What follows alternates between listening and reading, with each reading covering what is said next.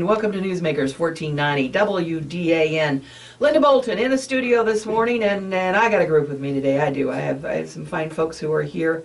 Leading the pack is Jake Aurelian. Jake's been here before. Yes, I have. Thank you for having me back. And for some reason he decided he wanted to come back. And he has a very interesting project that he has undertaken that he's going to share with us. And also here today are Shawn Hosseini. Yes. Okay. And Albert King. And they're part of this project. And basically what it comes down to is a video that Jake has put together. And I got to see the trailer. And it's a hoot and a half. So we're going to start out just asking Jake what all this is about. I mean, you are actually undertaking making some films, some videos. Yes, so yes. Talk about it. Well, I'm an author, and in 2011 I published my first fiction book entitled Dead Wrestlers, Broken Necks, and the Women Who Screwed Me Over. Hope I can say that on the radio. And it was at least it's a special book. Yes, it was a short story collection, and in the I needed the name of a clown for one of the short stories, and I had just been to the library and bought a stack of books, and I just couldn't figure out the name of this clown. I just wanted it to not be your typical clown name, and I was flipping through the books, and there was a Jack the Ripper book that I had bought, and I was like, oh, Jack Ripper the Clown. It sounds gritty and edgy juxtaposed with one another, so I'm like, there's the name of the clown, and it just stuck with me. And so when I published my second two fiction books simultaneously, they came out at the exact same time, Living Well is the Best Revenge and We Leave With Our Guns Out, I mentioned Ripper the Clown in both those books. And I thought that would just be my little inside joke to readers to mention the clown in every book. And in one of those, in Living Well, I said the clown was a stand-up comedian. And that kind of prompted in my mind that maybe I should do stand-up comedy based on this clown. And I figured, and I was actually writing a short story about the clown being a stand-up comedian, and I was like, I'll just perform this set instead of publishing it. So I anticipated it as being like a one-shot deal for Halloween, because, you know, I didn't think I could go out dressed like a clown on any other night of the year. Well, so, not without getting picked up. Yes, yeah. Well, that's happened before. And I mean by the law. And that's happened before. So I did comedy, and I knew it was Halloween 2012, and I knew probably within 15 seconds of being on stage that I was going to be doing this for a while. And that's how the clown, the short story, short version of how the clown, his origins.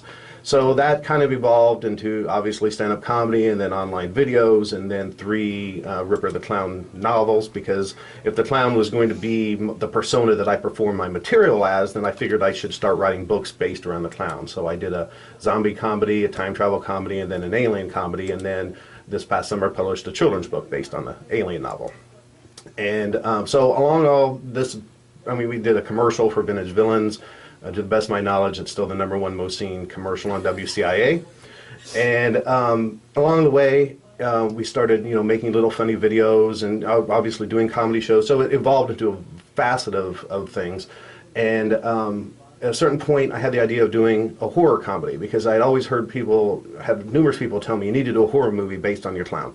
And I never wanted to do that, because I figured, you know, it's a pretty, you know, it's a character that everyone can enjoy. I didn't want to take it to that genre of horror. I was going to say, there's a fine line there. I would never be able to go back. Yeah. And so, but still the idea stuck in my mind, and then it hit me that we could do a horror film where you think that someone is going to get killed, because obviously that's what horror movies are about, and then you find out that they're going to, and I was going to keep this a secret, but I was just going to say it, instead of getting killed, the clown hits them in the face with a pie. Cool. So we're talking like, we're going from horror back to the silent days of comedy, Three Stooges, Charlie Chaplin, Dick Van Dyke, that type of comedy. So it's, once again, a gritty, edgy scene where you think something is going to happen, and then bam, something happens. And Mr. Van Dyke makes an appearance. You run across the street carrying his life-size picture, which is kind of humorous. Yeah, so, and it's been shot around here? Yes, shot in the area. We shot in about 20 locations, and the title of the film is The Stripper Ripper. And don't let the edgy title fool you. It's pretty much, it's kid-friendly. I would say it's PG max. It's not too, yeah. It's just, it's an interesting thing to start watching, because you kind of go, what? Well, if you're old, you do. You know, and I qualify for that.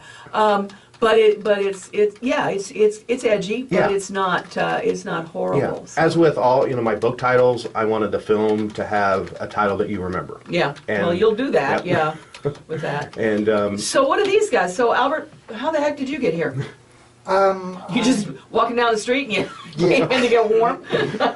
I met Jake back in college back in 2000, and we just wound up being friends. And I had a little bit of theater experience and kind of got hooked on that. And then Jake needed help filming, so I started working the camera for him and had a blast with it, and been friends ever since. And he does such an amazing job. We've been working together for so long. It's almost like he reads my mind in relation to what Well, that's scary. It really is. I have nightmares. You know, it's You like poor thing. he knows how I'll kind of throw out an idea, and he'll know how I want it framed. And it's really, we do so many things in the first take. It's pretty amazing. That is good. Yeah. Well, cost-wise, that's really good Yeah, too. yeah. Yeah, absolutely. And Albert appears in the Stripper Ripper. He is he's a ventriloquist.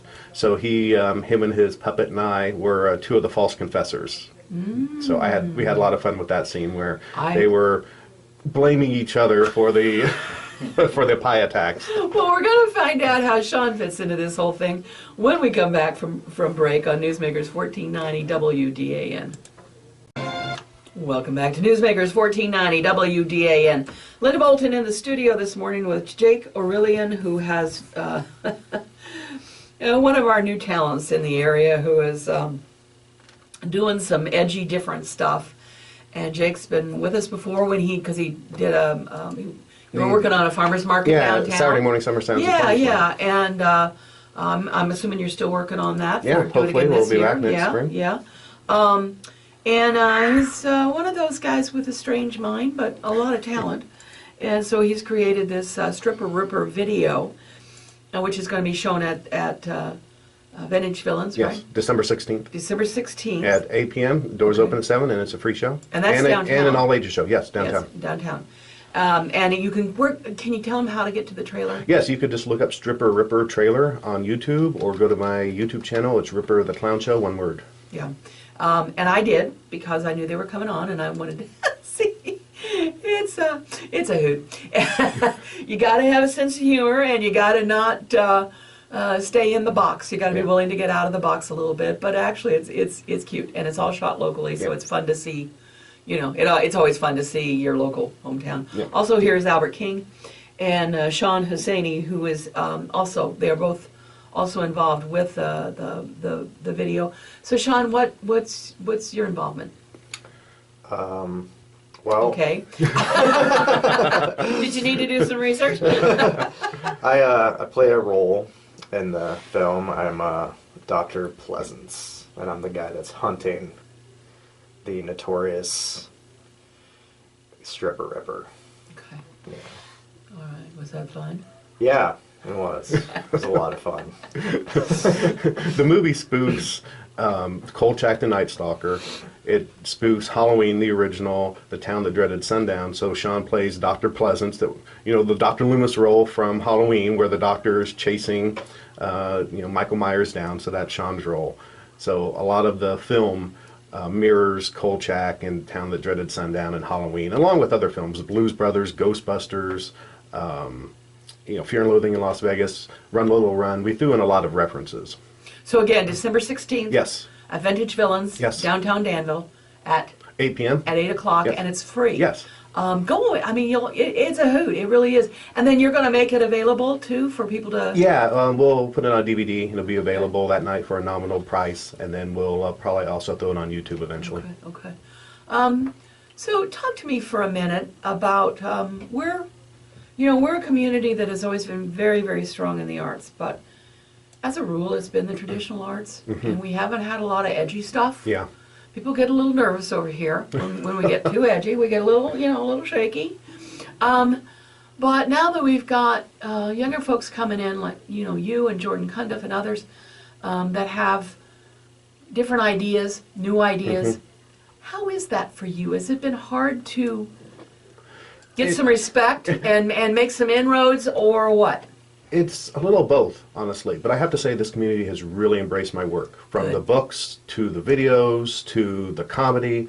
And yes, it is edgy, it's unconventional. All of my work has been unconventional pretty much since day one.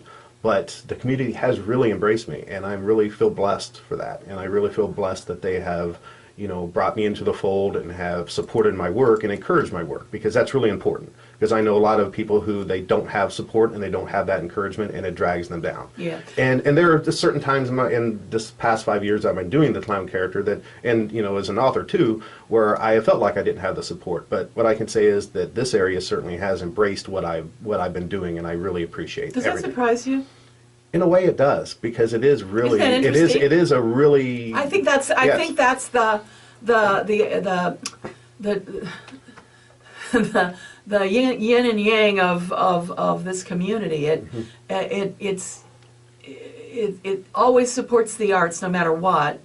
It may be a little nervous about edgy stuff, but you can eventually get them there. I think for me, a lot of it is that I went out and did my own thing. I didn't try to go with a theater group or go with any of the established entities out there. I just did my own thing pretty much from day one.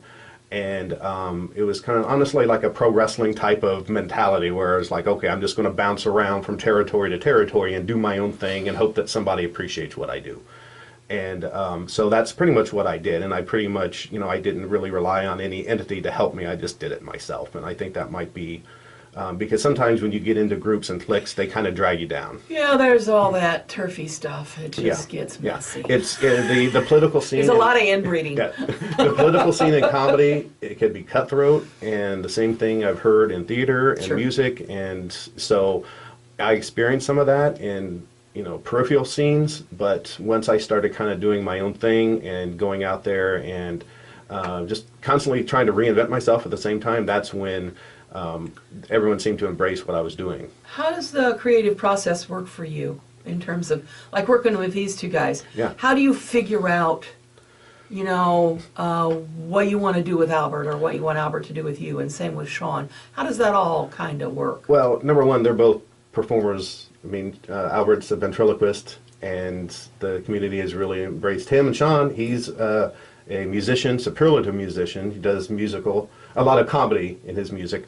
And so working with them, they're both artists. So that makes it, I think, a little easier, because when I pitch something to them, I think they see it maybe differently than the person who's not in the creative endeavors.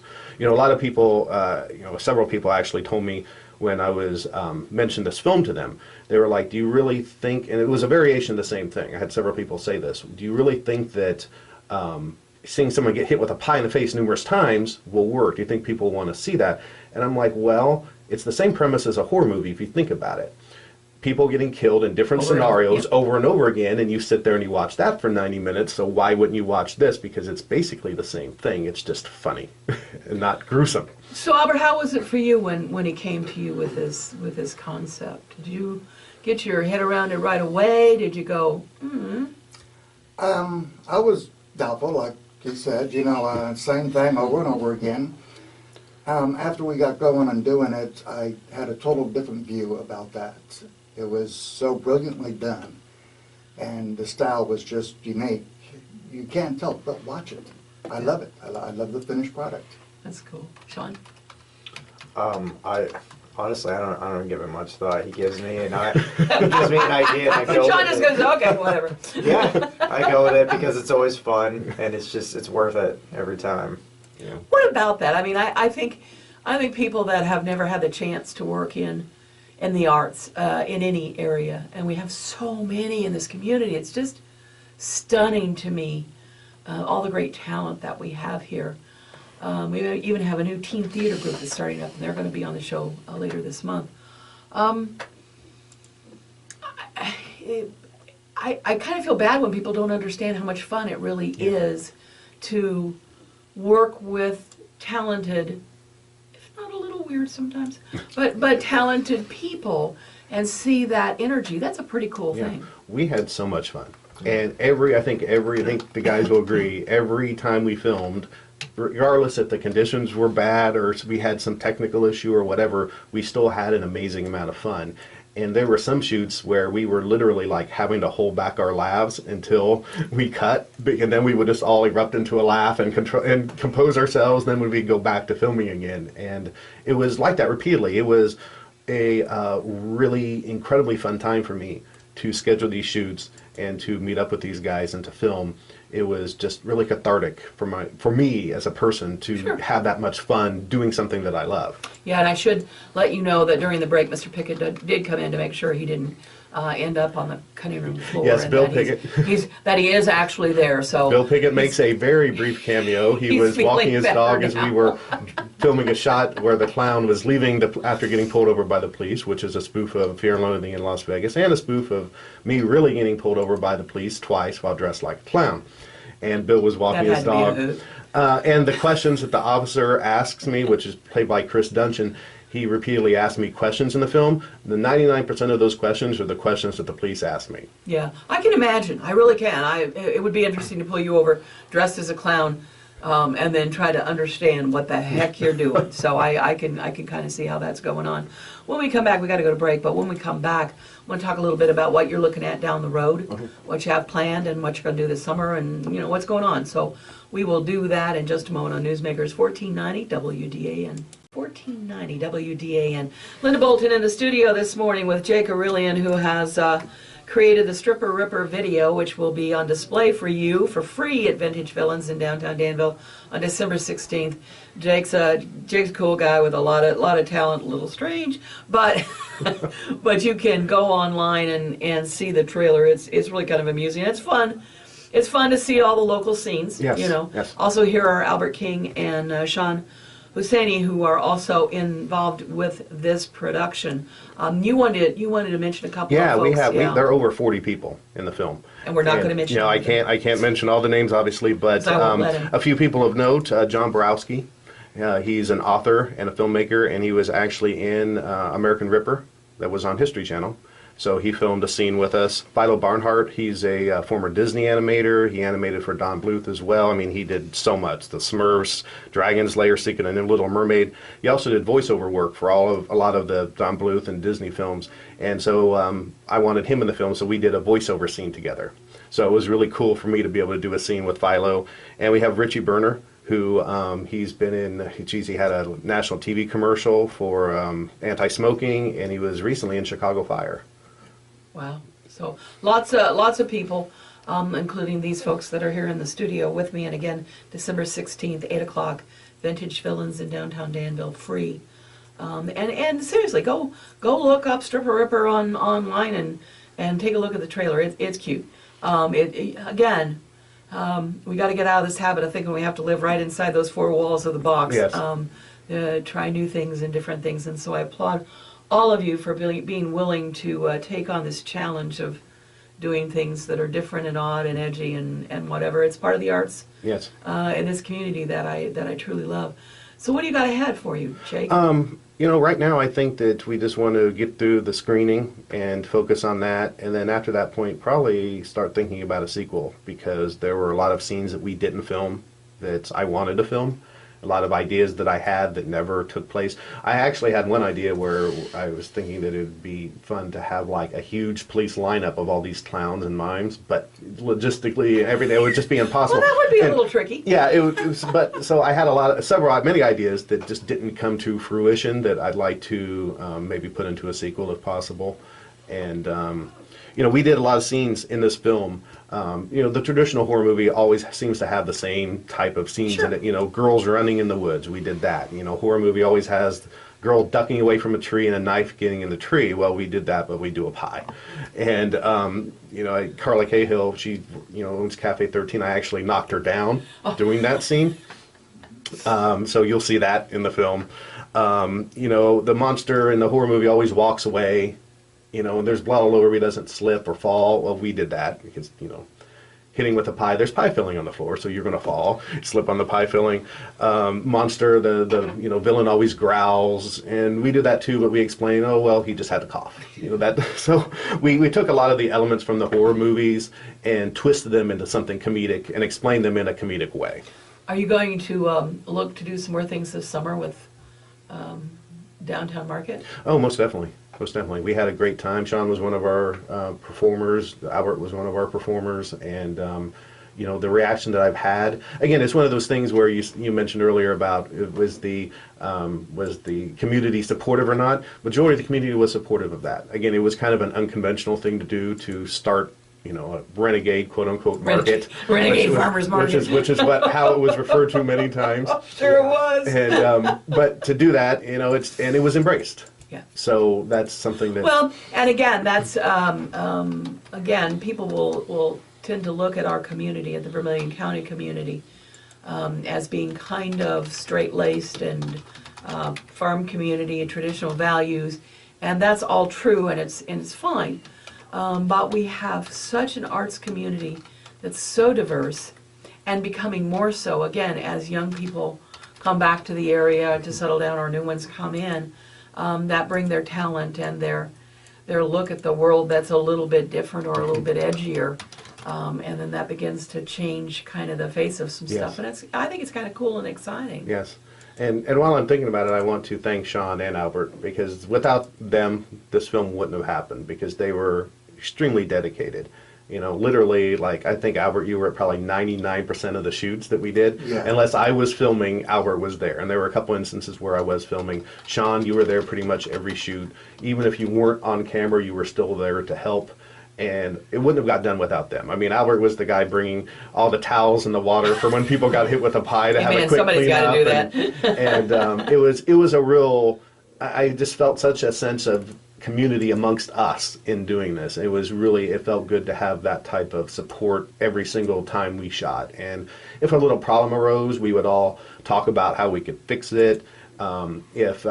Just filming, like, we would all throw out ideas and that maybe it'd be better if we did this, and I loved having everyone's input and everyone's support in putting this together. And I think that's something that a lot of people don't realize. I mean, filmmaking is very complicated. Yes. Because of all the steps and things that go into it. So to be able to have a team that can work well on that and approach it is very important. Yeah. So before Eric throws us out of here, one more time, how can they see the trailer?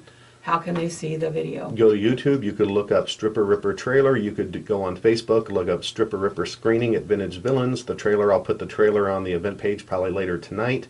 And the screening is at Vintage Villains, as I mentioned, December 16th. Doors open at 7, show at 8, and it's free, all ages.